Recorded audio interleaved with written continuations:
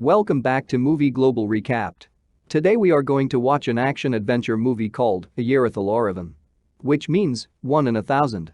As the movie is lengthy, I'm making the video in 2 parts. The movie begins with a street play depicting historical conflicts between 2 great Tamil dynasties, the Pandyas and the Cholas.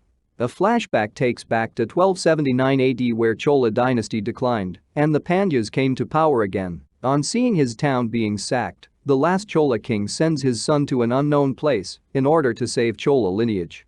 He orders the Raja Guru, the chief advisor, to wait till they receives his message to return back. Along with the envoy, the Chola king sends some of his people in the stolen goddess statue from the Pandyas. At present, in 2008, an archaeologist went in search of trails left from Chola prince. But he got suspiciously missing after reaching an island near Vietnam. Message reaches his daughter, Lavenya, who is also an archaeologist. A government official named Ayirathil wants Lavenya to join the search party to find her father. Ayirathil then meets Central Minister Veerapandiyan and ex-Major Ravi to finalize the travel details and their mission. All arrived at the port and waiting for porters to carry the goods. Porter's chief, Muthu, gets out from a car in an unusual way and his men reaches as well. On seeing this, Ravi scolds the porters to carry the goods quickly as it delayed already. Muthu asks his men to be fast and careful while carrying the goods as they were paid well in advance. Muthu then clashes with Ravi to show respect and not to order anyone. He asks his men to on board and all leaves the port for sail. At the ship, Muthu hits on Ayirathil and asks her out. But Ayirathil whispers something to Muthu, which shocks him. Scared, Muthu slowly bends down to see a gun pointed at his crotch. Upon arriving to Minghua Island, near to Vietnam, a local guide meets them and warns about the dangers ahead. But Ayirathil refuses. All then set sail to the Chola Island in small boats. When they reach closer, fisherman stops the boats and doesn't want to travel further as it is very dangerous. Ayirathil requests Muthu and his men to operate the boats to reach the island. Muthu agrees. But while reaching the shore, they were attacked by deadly jellyfishes. The crew runs away and manages to escape from them. Next day, they head into the deep forest. Ayirathil offers Muthu with insect repellent lotion. But he mocks and refuses it. To his bad, Muthu got stung by bees while making passage. With a smirky face, Ayirathil throws the lotion to him. Muthu puts on the lotion in large amount to save him from bees. The crew then reaches the starting place of Chola's trail. There they encounter a cannibal village. The local guide advises not to look at villagers' face or else they will eat them. Scared, Muthu notices human legs and body parts being cooked while entering. They offers the chief with large food supplies. But the chief asks Lavenya instead. Lavenya questions him what he could do with her as he is very old. Chief laughs at this and invites Lavenya to sit with him. Lavenya then asks about her father and where he went. Chief got angry and pushes her away. All then rushes back from the village. The local guide warns them again and not to pursue further. He also says that they believe their god still lives in the mountains and not to disturb them. But Ravi shows the gun and threatens to kill the entire village. The guide smiles back and leaves the place. The crew decides to travel further and sets up a camp inside the forest. At camp, Muthu tries to hit on Lavenya by offering her more food. While sun is about to raise, several flaming arrows hits them. Ravi and guards retaliates them back. But to their surprise, the attackers rise up from a different direction. All seems to be different type of red villagers and getting ready to charge the camp. Ravi asks their men to hold fire until the villagers are in firing range. As they come closer, Ayirathil joins as well and starts to fire at them. Several casualties were seen at both ends. At one point, Muthu was surrounded and about to be killed. But his uncle sacrifices himself to save Muthu. Soldiers then manage to kill most of the red villagers. On seeing this, shocked chief turns back and shows the pathway. He then prays to the mountain gods and cuts his throat. His men drops their weapons but charges the crew slowly with a knife. Ravi kills them all without hesitate. Later he asks Ayirathil for backup supply and additional men. He also shouts at Lavenya to make him aware of such dangers in future. As Muthu lost many of his men, including his uncle, he asks for their wage and refuses to go further. Ravi threatens with gun and stomps him with his boots. Ayirathil says that if he doesn't agree to come, she will kill his family back in India. Lavanya comes to help Muthu with medicine. Meanwhile, backup supplies and additional men arrives. Next day, the crew finds a small fort and decides to camp for the night. Lavanya warns Ravi that this could be a trap and there can be many snakes. Ravi mocks at her, as snakes are common in forests, and turns her away.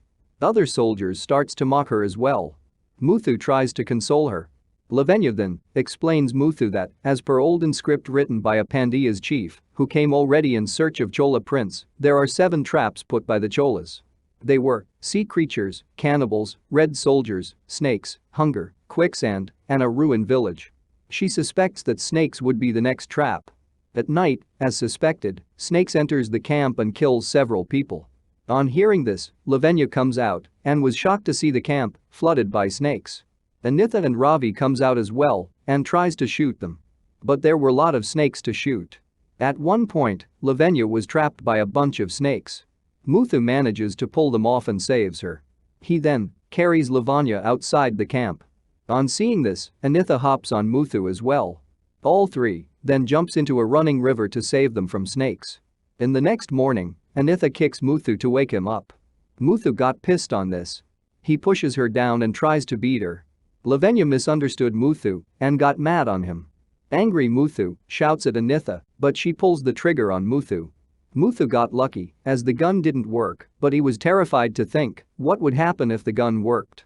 Day passed. At night all were shivering due to cold wind. Muthu cares on Lavanya and gives his shirt. As he is also feeling cold, he suggests to sleep by hugging each other. Lavanya was skeptical and denies. As wind get worse, she immediately hugs Muthu. Anitha, on her part, hugs them as well. Muthu was quite puzzled on this. Next day, all starts to hike. But all they could find is a long desert. They were starving to death and manages on available water from plants. After passing several huddles, they found a huge rock calms. Anitha goes nearby, but suddenly she fell into a quicksand. Muthu at first wants to leave her, as she annoyed him a lot. But since Lavanya asked him, he pulls Anitha out of quicksand. They then pushes rocks to find better path, but all rocks fell into quicksand. Muthu comments that the Cholas are very bad guys to devise traps like this. Lavanya tries to find solution from the script left by Pandya's chief. At dusk, she notices columns form a shadow of Shiva, a Hindu god. Lavanya asks everyone to follow the shadows and not to step outside of the shadow.